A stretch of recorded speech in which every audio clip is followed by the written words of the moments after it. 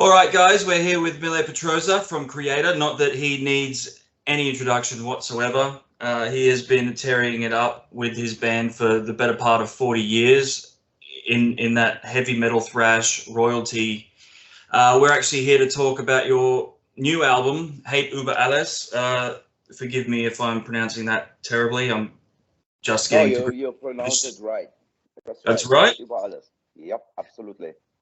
Perfect. Thank you so much. It was released just last Friday with the title track and Strongest of the Strong and Become Immortal being awesomely received worldwide, basically. Almost a week later. How does everything feel? It feels good. I mean, it's nice to finally get the feedback since the album has been done since last October.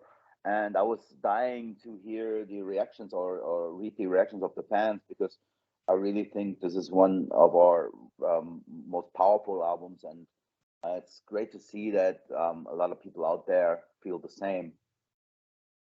They definitely do. It's been blowing up like crazy, and with good reason. Like, the songs are just great. Like, there's no other real way to say it. They're tough. They've come out strong. Not that you guys have ever really brought out anything bad, but you come out and you just keep topping it. We'll go into the name. Hate über alles translates to hate above all, roughly, in English. What was the inspiration around the title and the inspiration for the actual album as a whole? It's basically, I was inspired by the old hardcore punk song from the 80s, California über alles, which talks about racism. Nowadays, it's Hate über alles talks about like the way we're communicating on the internet and hate speech. People are not going into a discussion anymore. They're more or less yelling at each other instead of like trying to find solutions. So that's like the inspiration for the title, basically.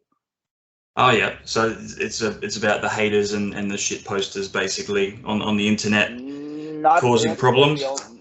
Not only necessarily only, because that would have been too much. I think the climate in this day and age is very much influenced by what we read on the internet. So it's not only in the virtual world, in the digital world, where people are really getting more and more hateful, but it's also in the real world. So it's like one feeds off the other, so to speak, and it's kind of it's kind of like the big theme, communication. I'd say the communication is the big topic on Hate über alles. Excellent. That cleared that up a lot for me. You said before that this record was pretty much ready to go, and you were ready to hit everybody because you had this before all the lockdowns, and it's unfortunate because it's happened to a lot of bands with timing. Everything had to be held. It's kind of becoming a little bit of a norm where you've had to sit and wait for so long. Did some of that spark and fire dwindle in excitement for the release, or did it sneak up at you at all, or were you ready on the date when it came out and it was just the same as when you finished recording?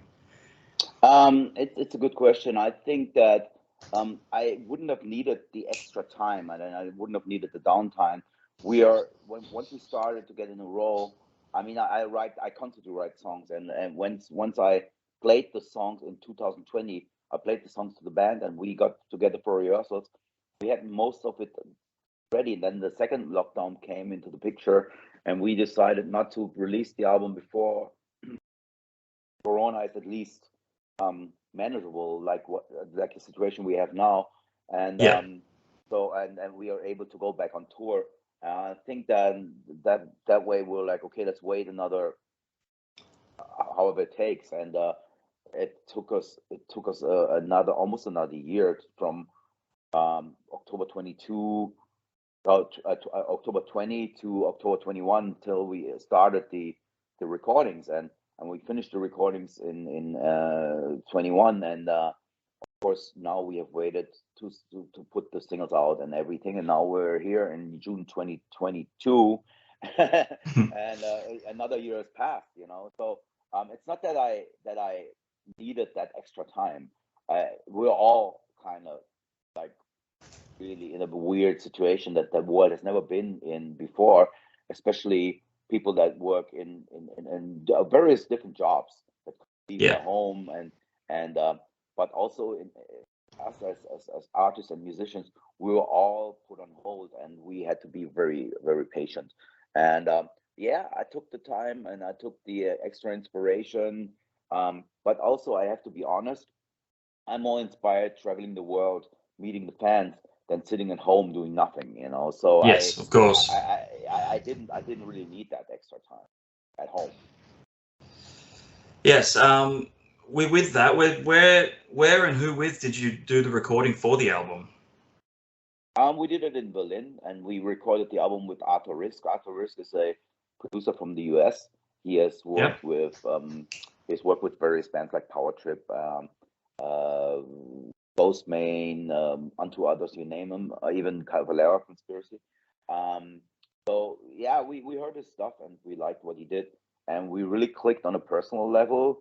We had the same kind of sense of humor, and we like the same bands, and we have become friends during the recording. I've known Arthur before, and so yeah, I think Arthur was a great choice for the album production because he kind of like added something that wasn't there before, and he was really able to capture the enthusiasm that we had doing recording the album and create an amazing vibe in the studio for us to feel very comfortable. Always makes it easier when when you've already got a bit of a relationship and chemistry and are friends. It makes that job all the more easier. With that, are there any tracks on the album that you are proudest of, or that have come to be your favorite? That's a good question. Also, I think overall, I like the way the album came out. Like the vibe of the album. It's like an album. It's not like a single album, if you know what I mean. A lot of bands nowadays, they put together 4 or 5 singles and they write 6 or 7 random songs and make it that an album. But we have,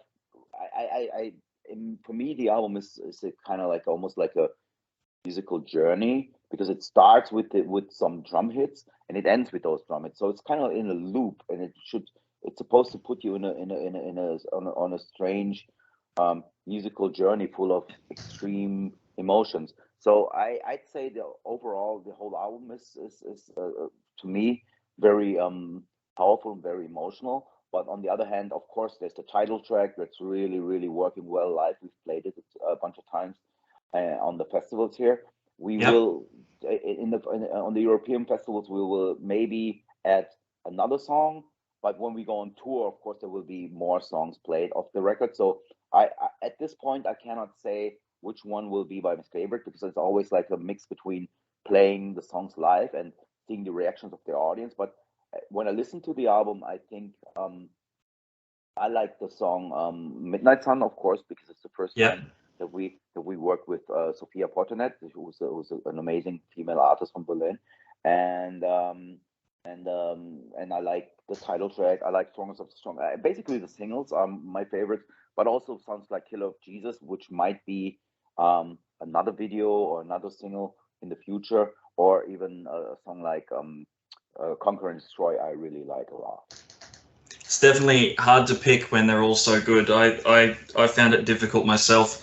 It's been on repeat since I got it a couple of days ago, and I can't stop listening to it. It's really amazing work. That's great, man. Thank you. I really love Become Immortal, purely because of just that it captures and encapsulates that vibe of that early era Kreator and that early era thrash, that like mid 80s vibe, and to do that and to kind of induce those memories for people that were there. You bring out this video and it is killer and does it perfectly, and it's nostalgia in its greatest form. And to help you with that, you guys enlisted Destroy Them. a young band from your hometown Essen, if I'm pronouncing that correct. Mm-hmm. Have you known about them for a long time, or how did you stumble upon them and decide to get those guys on board? Which guys are you talking about? The young band in the film clip. Oh, Destroy them. this is this is not like this is Ventor's son playing. Is it? Oh, yeah, he's also a drummer, and I think the connection came about. We're looking for a younger band. Our director, Tom Schlagkamp, he was like, okay, do you know anyone? And I was thinking, and then of course my drummer's son is in a band called Destroy Them, and I think the singer and you can see, if you really look close, you can see our drummer's son, Jerome, on the drums and on the guitar. he's a like multi instrumentalist. He plays everything. So he's the main actor in that. I was trying to work out if there was any relation anywhere, or it kind of intrigued me definitely if they were just kids from your town that you liked their band, or if you knew them. So that was something I had to kind of chuck in there and ask, because it was killing me trying to work it out. Yeah. But it's not only friends, but they are my drummer's sons. You know, a son. Yeah. The Jerome is, and his friend. He's the singer in the band, I think. And they're an awesome band too. If anyone wants to look them up on YouTube or something, they're killer. Awesome. All right. Good. And with back to you, of course. With the music constantly evolving, you guys have pretty much stayed true to your roots the entire time. Do you find it easier to do so with the advancements in recording, or do you find it kind of takes away some of the magic of the old days with all the digital stuff? We're very old school when we go into the studio, so we record the basics. Really, we do that on tape. We went to the Hansa studio, which is one of the most prestigious and historical studios in Berlin. Hansa Studios were studio where David Bowie worked on his Berlin trilogy. He recorded Heroes there, and you know, a very historical place. And we used the vintage technology, but we also use the modern day technology, of course. So it's always, when Krator records, it's always a mix of we pick the best of both worlds. But I think all this technical stuff aside, I think it's not important how you record an album. It's how the songs feel. And if you're able to get the vibe on any device, on any format, it doesn't matter if it's digital or analog. You cannot destroy it by recording an analog. I mean, of course, you can make mistakes and set up the microphones wrong or whatever. But if the song is good, it's good. You know, you can record it on a boombox and it's still good. Yeah. Awesome. And sticking with that, this is the first studio album with Fred. What difference has he brought to the recording process? Did he fit in like he'd always been there, or did it spark inspiration from another area, somewhere unknown maybe, or just somewhere in between? I'd say that it definitely feels like Fred has been in the band for longer than he has been, because he's been a friend of the band forever. So every time we ran into each other in Paris, or where he's from, or when he played with his other band, we would always be like, hey, what's up, and you know, hang out. And we share the same sense of humor, which is essential. And he brings in a lot of positive energy to the table, and we're like very, very like you said, he feels like he's in the band forever. And it's great to have somebody that energetic in the band nowadays, and it really adds to the overall vibe of within the four individuals that Kreator is. Yeah. With that, and building on it again with what I said earlier with you guys, and everything that comes out has kind of been just